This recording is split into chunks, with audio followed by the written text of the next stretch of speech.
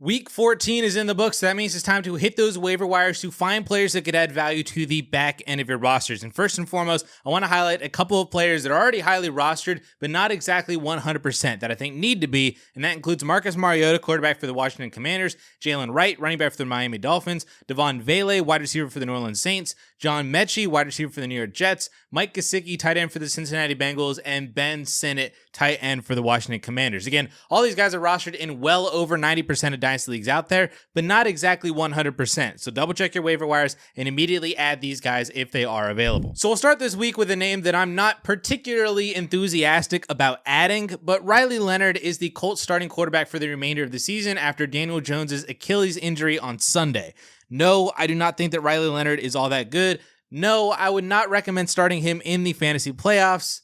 but you might not have another option if you lost Daniel Jones, or maybe you lost Jaden Daniels, or maybe you've just been hoping and praying with Kirk Cousins lately and maybe just want to swing for a different option. I don't know, but Riley Leonard is a starting quarterback right now in the NFL that some of you out there might need. At least the positives are that he's in a good offense with good weapons, a top-tier run game to keep defenses off of focusing on him solely, and even though he gets the Seahawks defense on the road in Week 15, he does play the Niners and Jaguars at home in Week 16 and 17, who at least coming into the week were both bottom 11 in fantasy points allowed to the quarterback position. All things considered, the fact that he came into the game off the bench and scored 11.3 points in 3 quarters is not really the worst thing in the world. He's not a must-add for everybody, but somebody out there might need Riley Leonard. Now, looking at the running back position, Keaton Mitchell left the game with a knee injury, and Justice Hill was placed on IR last week. That effectively ends his season for fantasy purposes, so the only running back left on the Ravens roster behind Derrick Henry is second-year back Rasheen Ali. In 1 quarter of play, Ali saw 4 opportunities, including 3 targets for 11 yards in the receiving game as the Ravens tried to come back against the Steelers in the 4th quarter.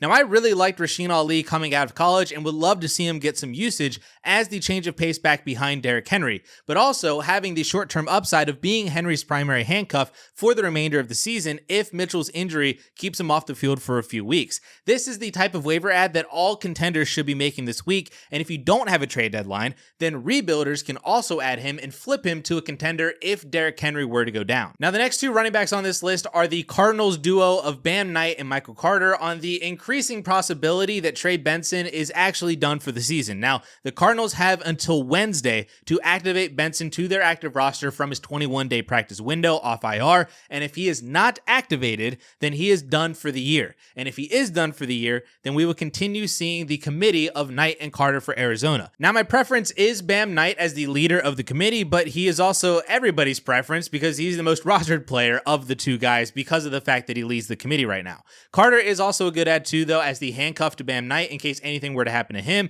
and Carter would then get the full backfield touches. Now, it wasn't a great game for them this week, but that was kind of to be expected against the Rams defense and should also be expected again in Week 15 against the Texans. However, they do play Atlanta and Cincinnati in Week 16 and 17, both of whom are bottom 10 against running backs, with Cincy actually being 32nd against the position, and that is in championship week. So there is potential upside for the Cardinals backfield as playoff starts in your lineup should you need the flex play. And finally, we turn to the wide receiver position with Cowboys wide receiver Ryan Flanoy, who had a monster game on Thursday with 115 yards and a touchdown on 9 catches. He benefited greatly from CeeDee Lamb leaving the game early with a concussion and coverage being focused on George Pickens, similar to his other 100-yard game in the year without CeeDee Lamb as well. Now, usually when a player gets concussed, they more than likely miss the following week as well because there is not enough time to get through the protocol in just under a week. However, the Cowboys did play on Thursday, so Lamb has an extra few days to clear the protocol and be active for Week 15,